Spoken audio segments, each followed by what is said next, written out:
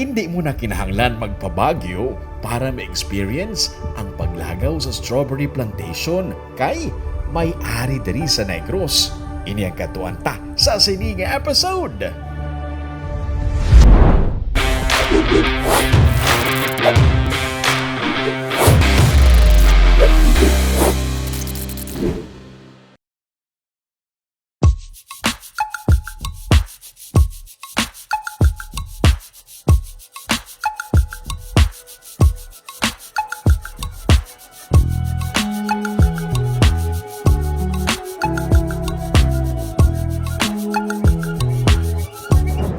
Diri sa Negros, may mga mangunguma nga nangin successful sa pagpatubo sa mga strawberry kag ini ang nagapadayon tugtog subok.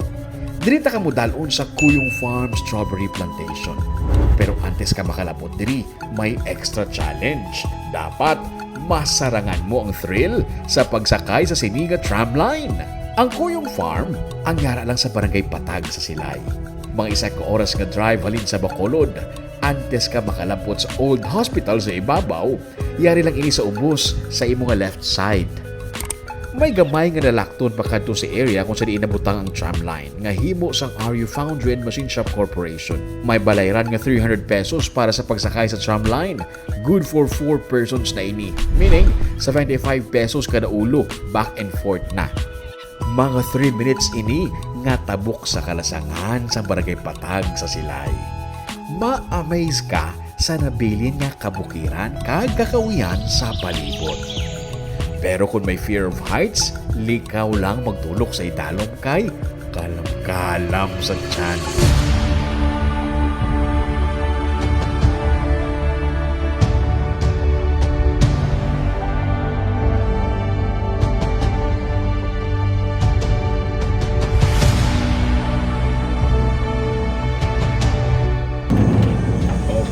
So after 5 minutes nga tramline ride, ari na ta sa sitio Kuyong kung diin located ang iladri nga strawberry farm kag iban pagid nga mga vegetable products. Sa piyak nga side, mga 2 minutes lang nga lakat maabtan mo na ang Kuyong Farm.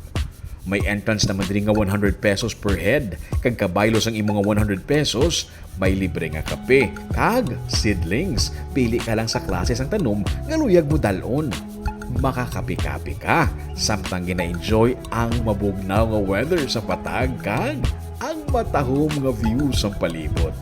Santuan ay mga utan lang tanan ang ginapatubo diri sa Kuyong Farm, pero sa bulig sang Ikawako Foundation nakasugod diri sila sang strawberry farm nila sa bulig man sang Office of the Provincial Agriculturist kag sang Provincial Government sang Negros Occidental. Din suguran ini ni Rosario Villarenia kag subong ang iyanak naman nga si Rona ang nagatatap sini. Si Rona kag si Nanay Sario ang nagtour sa amon. May mga strawberry sa gwa, may hara man sa sulod sang greenhouse. Ang peak season sang strawberries kun summer, March, April and May. Damo-damo sang bunga, pero subong nga June, may hara man gyapon sa mga bunga. Kung damo ang bunga, pwede maka strawberry picking diri, 800 pesos ang kilo.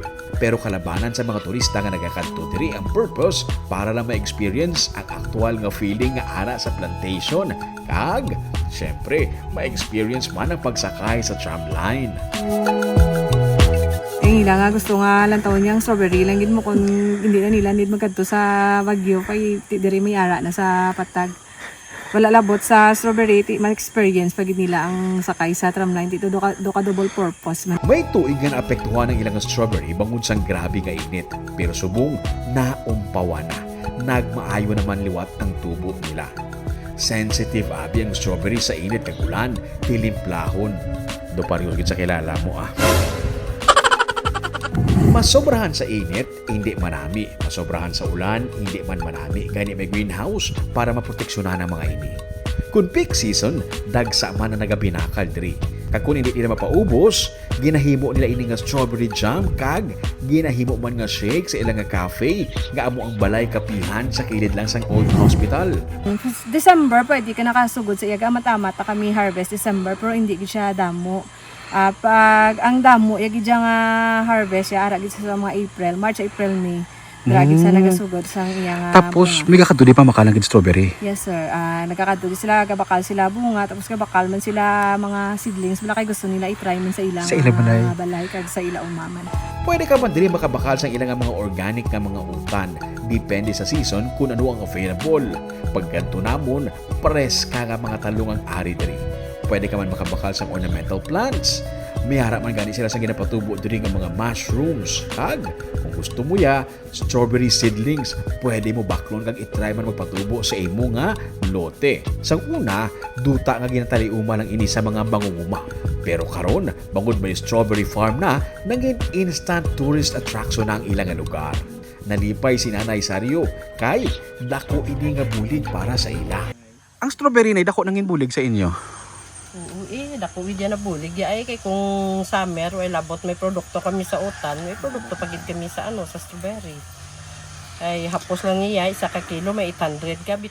Pilang kilo? 800. Ang baklanay. Oo. So- So ligad ga harvest sila kada adlaw, harvest may ara 3 kilo, may 4, yung basket din na namon nga ito munang ginadala nila sa kapilan. Kadamo sa mga nagtesting magpatubo sa strawberry pero wala nangin successful. Pero diri sa Kuyong Farm, nangin successful sila. Nabugayan sila abis ang maayo nga weather nga sampat man para diri. Nalipay si Nanay Sario nga ipasa naman ini sa iya kabataan kag mas madamo nga tawo ang nakaapresyar sang ilagin pangabudlayan. Sige lang sa pagpanglugayawon. Ako si Romeo Subaldo kag ini ang Tripping Birubing.